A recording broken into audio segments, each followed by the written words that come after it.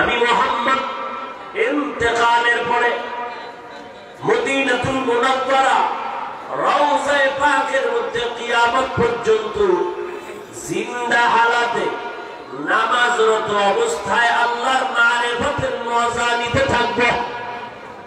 আর জগতের মধ্যে উম্মতের খবর আল্লাহর নির্দিষ্ট ফেরেশতারা আমি মুহাম্মদের কাছে পৌঁছায় দিবে। নবী আর আসবেন না, নবী নতুন করে নবুয়ত নিয়ে দাওয়াতের কাজ করবেন না।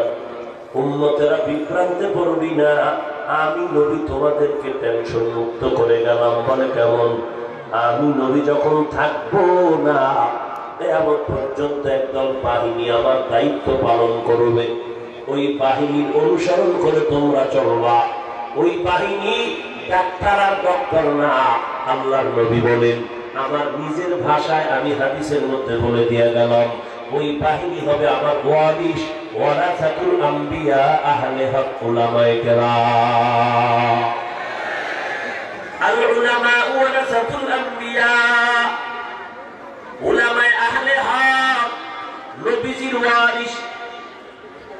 অতএব তোমরা নবী পাও নাই, উলামায়ে আহলে হক, উলামায়ে আহলে বাতিল না, সাবধান। কারণ এই জমিনের মধ্যে আহলে বাতিল উলামা আছে না নাই? বলেন না কেন? উম্মতের সামনে যারা তাবলীগওয়ালাদেরকে বাতিল বলে, মূলত ওই উলামারা আহলে বাতিল। উম্মতের সামনে যারা আবু হানিফার বিরোধিতা করে তারা আহলে বাতিল। উম্মতের মাঝে যারা দেওবন্দি কওমিওয়ালাদের বিরুদ্ধাচরণ করে তারা আহলে বাতিল। উম্মতের সামনে যারা চরমনাই নিয়ে বিরোধিতা করে, জিকিরের বিরুদ্ধে কথা বলে, তারা আহলে বাতিল। এই আহলে বাতিল থেকে সাবধান। আহলে হক উলামা নবীর ওয়ারিস। উলামা আহলে হকের গুণটা কেমন হবে? আল্লাহ নিজেই কোরআনের মধ্যে বলেন, ইন্নামা ইয়াখশাল্লাহ মিন ইবাদিহিল উলামা। নিশ্চিত উলামায়ে আহলে হক আল্লাহকে বেশি ভয় করবেন। আল্লাহকে ভয় করার ব্যাখ্যা কি? আল্লাহকে ভয় করার ব্যাখ্যা হলো, ইচ্ছা করে গুনাহ করবে না, অনিচ্ছায় যদি গুনাহ হয়ে যায় তওবা করতেও দেরি করবে না। এই আহলে হক উলামা, উলামার এক বচন আলেম, উলামা বহু বচন। আলেমের মূল তিনটা বা মূল পুঁজির নাম হলো ইলম। কোরআন ও হাদিসের ইলম অর্জন করার দ্বারা হয় আলেম। আলেমের অনেক বহু বচন বলা হয় উলামা। এই উলামাদের কোরআনের ভাষায় আরেক নাম হলো আউলিয়া। এই উলামাদের আরেক নাম সালিহিন। আল্লাহ তাদেরকে আরেক নামে বলেন এরা সাদিকিন। আল্লাহ এদেরকে ভিন্ন নামে কোরআনে বলেন এরা উলিল আমর। আরেক আয়াতে আল্লাহ বলেন এরা আহলে জিকির। ফাসআলু আহলা যিকরি ইন কুনতুম লা তা'লামুন। তোমরা যা জানো না, জাননেওয়ালা থেকে জেনে জেনে আমল করো। এখন তোমরা জানো না তো জাননেওয়ালা কারা? কি জাননেওয়ালা? জাননেওয়ালার ব্যাখ্যা হলো যারা কোরআন হাদিসের ইলম জানে তাদের বলে জাননেওয়ালা। কুল হাল ইয়াস্তাবিল্লাযীনা ইয়া'লামুনা ওয়াল্লাযীনা লা ইয়া'লামুন। যারা জানে আর যারা জানে না, ও নবী আপনি বলেন তারা সমান নাকি? বলে না, সমান না। অর্থাৎ যাদের কাছে কোরআন সুন্নাহর আলো আছে তাদের মতো বান্দা, আর যাদের কাছে কোরআন সুন্নাহর আলো নাই তারা কোনোদিন সমান না। কোরআন সুন্নাহওয়ালাদের উদাহরণটা কেমন? বলে তাদের চোখ আছে, যাদের কোরআন সুন্নাহ নাই এরা অন্ধ, এদের চোখ নাই। এই অন্ধ যারা হয়ে আছে এরাই তো মাঝে মাঝে জিকিরের বিরুদ্ধে কথা বলে। যাদের কোরআন সুন্নাহর সঠিক আলো নাই, বলে আলো আসবে কি করে বাবা? কোরআন হাদিস শুধু অধ্যয়ন করলে আলো পাওয়া যাবে না। যদি শুধু কোরআন হাদিসের উপরে ইক্তেফা করা যেত, তাহলে আমাকে ভোলার ময়দানে হাজারো উলামায়ে কেরাম আমাকে বলে, সাহাবায়ে কেরাম কোরআন হাদিস কি আমাদের থেকে কম বুঝতেন নাকি? এত পরিমাণ কোরআন হাদিস বোঝার পরে, জানার পরে কেন আমল শিখলেন? আবার তাবেঈনগণ কোরআন হাদিস বুঝার পরে সাহাবায়ে কেরামের কেন অনুসরণ করলেন? আবার তাবেঈনদের অনুসরণ করেছেন তাবেঈনদের অনুসরণ করেছেন উলামায়ে মুতাকাদ্দিমিন, উলামায়ে মুতাকাদ্দিমিনের অনুসরণ করেছেন উলামায়ে মুতাআখিরিন। অতএব বাবা ফাইনাল কথা বলে গেলাম, টুপি কোনটা মাথায় দিবা? বলবো মদিনার টুপি। বলে কেমনে চিনবো মদিনার টুপি? পোশাক কোনটা পরবো? আমি বলবো জবাব হলো মদিনার পোশাক পরো। কেমনে তুমি মদিনার পোশাক চিনবা? একমাত্র জবাব, নির্ভেজাল জবাব, ফাইনাল জবাব, কোনো প্রশ্ন নাই, কোনো টাকা তেরা কথা নাই। আহলে হক উলামায়ে কেরামের টুপি মদিনার টুপি, উলামায়ে আহলে হকের পোশাক হলো মদিনার পোশাক। সোজা জবাব। কারণ আহলে হক উলামা, এরা আহলে বাতিল না, এরা আল্লাহকে ভয় করেন, এরা কোরআন হাদিসে পড়েন, আবার কোরআন হাদিস ওরা মুরব্বিদের অনুসরণ করেন। ওরা কি করে না? আমরা তো মুরব্বির ছায়া তলে আছি, কারণ জানি একটা মুরগির বাচ্চাগুলো মায়ের আঁচল তলে দানায় যখন থাকে নিরাপদ। কোন বাচ্চা যদি ফট করে বের হইয়া চালাকি করে বের হয়ে যায়, এর উপরে কিন্তু আক্রমণ শুরু হয়। কে আক্রমণ করে জানেননি? কথা বলেন না কেন? জঙ্গলের ভেতরে তাকায় দেখেন, যেই প্রাণীগুলো পাল ধরে চলে কোনো বিপদ আসে না, কিন্তু যেই প্রাণীটা মায়ের আঁচল ছেড়ে আলাদা চলে যায় তার উপরে বিপদ। বাঘের আক্রমণ, সিংহের আক্রমণ। ঠিক তাকায় দেখেন ওই পুকুর আর পানির মধ্যে মাছগুলো, বাচ্চাগুলো শোল মাছের দিকে তাকায় দেখবেন, মাছ এদিকে বাচ্চাগুলো সেদিকে যায়। যেই বাচ্চা অতিরঞ্জিত করে একটু আলাদা হয়ে যায় তার উপরে বিপদ, মাছ রাঙ্গায় গিয়ে তারা আক্রমণ করে। ঠিক এই জমিনের মধ্যে যারা আল্লাহওয়ালা, তাদের মাযহাবের ছায়া বাদ দিয়া মন গড়া চলে আর বলে আমি তাবলীগ মানি না, পীর মুরিদি মানি না, মুরব্বি মানি না, এদের উপরেই দেখো মুনাফিক আর নাস্তিকদের আক্রমণ, তাদের ঈমান নিয়ে টানাটানি করে। কিন্তু যারা আহলে হক উলামায়ে কেরাম মুরব্বিদের ছায়ার নিচে চলতেছে, আলহামদুলিল্লাহ, এদেরকে মাযহাব বিরোধী কোন শক্তি, কোন মুনাফিক, কোন নাস্তিকেরা ঠোকায় দিয়া ঈমান থেকে লাঞ্ছিত করতে পারে না। এজন্যই তো বলি আমরা মুরব্বিদেরকে এমন পরিমাণে মানি, অন্ধের মতো মানি। তবে অন্ধের মতো কেন মানি জানো?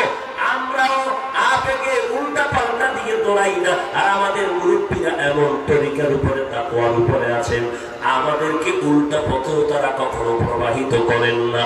এরা এমন আল্লাহর বান্দা, চোখের পানি দিয়া সমাজটাকে সুন্দরভাবে পরিচালনা করেন। এজন্যই তো আমরা মুরব্বিদের কথা পরিপূর্ণ স্কেল লাগায় মানি। মুরব্বিরা যদি বলেন এখন জবান বন্ধ রাখো, কোনো আওয়াজ হবে না, কোনো আওয়াজ হবে না। আবার যদি আমাদের মুরব্বিরা এই চরমনের পীর হযরত, এরপরে উজানির পীর সাহেবরা, ওই যাত্রাবাড়ির হযরত, আমাদের কওমি মাদ্রাসা শিক্ষা বোর্ডের চেয়ারম্যান হাটাজারি জুনায়েদ বাবুনগরী দামাত বারাকাতুহুম সহ দেশের শীর্ষস্থানীয় উলামায়ে কেরাম এক হইয়া যদি ফতোয়া দিয়ে দেন, আগামীকাল গোটা দেশের মধ্যে ঈমানের আওয়াজ দিয়ে ময়দানে ঝাঁপিয়ে পড়তে হবে, কোনো প্রশ্ন নাই। ইনশাআল্লাহ জীবনকে বাজি রেখে আমরা মুরব্বিদের কথায় ময়দানে ঝাঁপিয়ে পড়ব।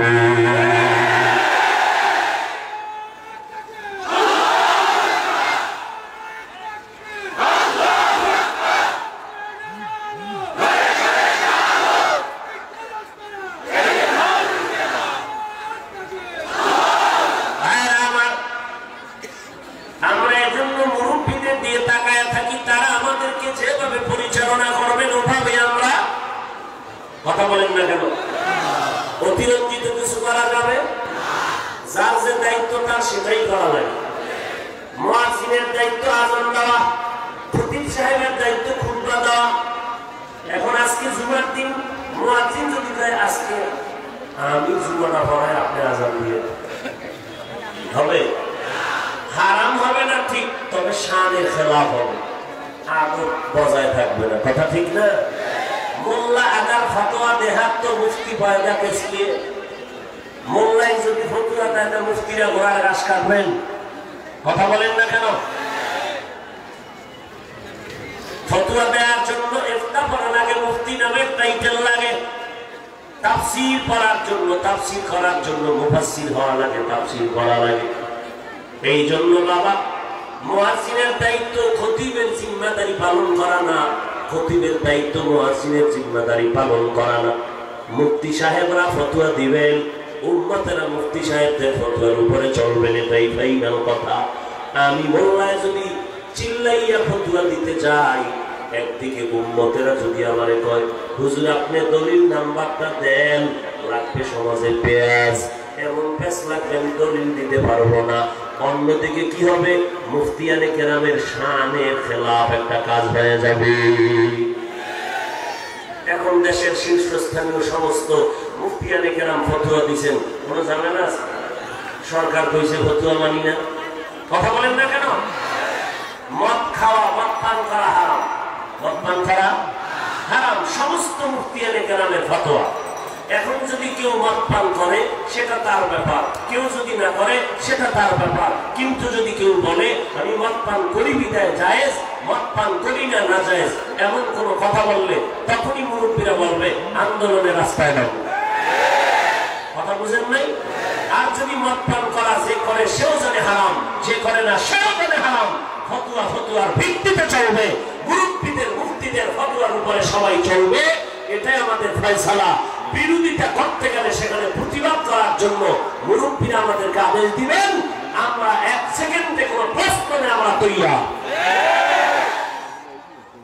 কথা বুঝেন নাই? আল্লাহ বুঝার তৌফিক দান করেন। কি বুঝলেন? কি বুঝলেন আপনারা? যে আমরা মুরব্বীর বাইরে চলবো, পণ্ডিতি করবো? হ্যাঁ, এই কথাটাই তো বলছিলাম, আর কিছু বলিনি। কি বলছি? যে ভোলার ময়দানে বয়ান করা আর কোরআন হাদিস রিসার্চ করে ফতোয়া দেয়া, এটা এক না। এটা কি না? এক না। আসমান জমিন ব্যবধান। তো আল্লাহ আমাদের বুঝার আমল করার তৌফিক দান করে। উলামায়ে আহলে হক উম্মতের জন্য বড় নিয়ামত। আহলে বাতিল না হক, বলেন বলেন, হক চিনছেন নি? কি চিনছেন? বিড়ি টানে, গাঞ্জা খায়, বেপরদায় চলে, এরে নবীরা আসে। এই জমিনে বহু উলামা নামের বান্দা আছে, সুদের টাকায় ব্যবসাও করে। হক না বাতিল?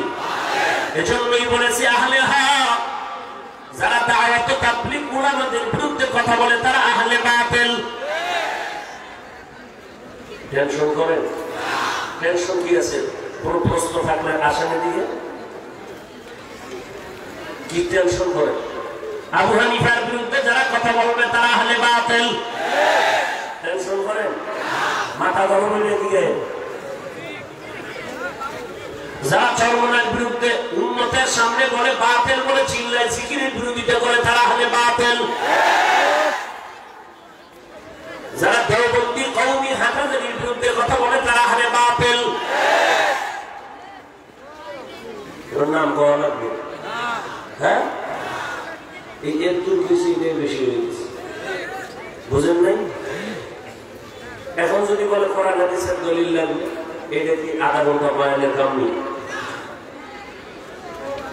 লাইন শাকারতুম লাযীদান্নাকুম। এ নবীর আশিক উম্মতের দল, ভালো করে বুঝে নাও, যারা মুরব্বী মানে না তাদের মুরব্বী অটোমেটিক শয়তান হয়ে যায়। কেমনে বুঝাইতাম? ওই যে কয়েকদিন আগে কইছে নিয়ে আইছিলাম দৌলত খান, ওখানে এই বিষয়ে মনে হয় কিছু কথা হয়েছিল। রব্বানা হুয়াল্লাযী বা'আসা ফিল উম্মিয়্যিনা রাসূলাম মিনহুম ইয়াতলু আলাইহিম আয়াতিহি ওয়া ইউযাক্কিহিম ওয়া ইউআল্লিমুহুমুল কিতাবা ওয়াল হিকমা ওয়া ইন কানু মিন ক্বাবলু লাফী দালালিম মুবিন।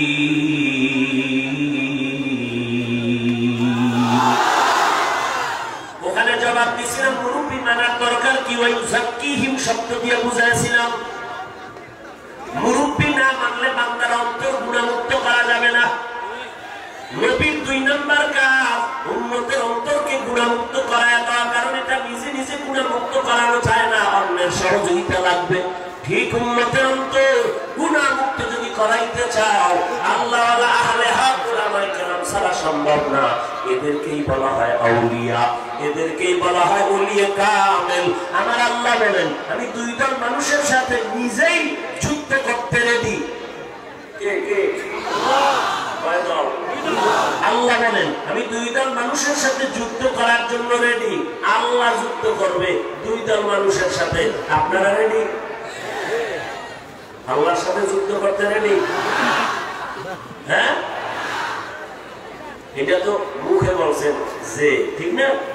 অন্তরের কথা না, কথা ঠিক না? অন্তরের, এই জন্য তো কি মজার কথা, আল্লাহ তো বিচার করবে অন্তরের হিসাব।